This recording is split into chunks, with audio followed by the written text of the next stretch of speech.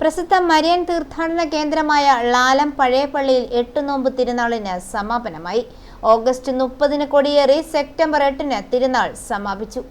പ്രസിദ്ധ മരിയൻ തീർത്ഥാടന കേന്ദ്രമായ ലാലം പഴയ പള്ളിയിൽ പരിശുദ്ധ കന്യാമറിയത്തിന്റെ 8 നോമ്പ് തിരുനാളിനും 413ാമത് കല്ലിട്ട തിരുനാളിനും സമാപനമായി. തിരുനാൾ വികാരി റവറൻ ഫാദർ ജോസഫ് തടത്തിലാണ് കൊടിയേറ്റ് കർമ്മം നിർവഹിച്ചത്.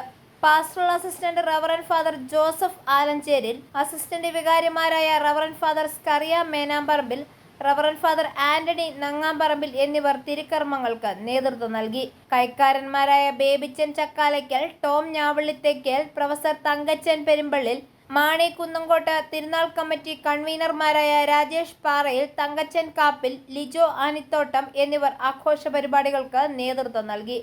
സമാപന ദിവസമായ സെപ്റ്റംബർ 8-ന് നടന്ന റാസ കുർബാനയിലും പ്രദക്ഷിണത്തിലും ആയിരക്കണക്കിന് ഭക്തജനങ്ങൾ പങ്കെടുത്തു.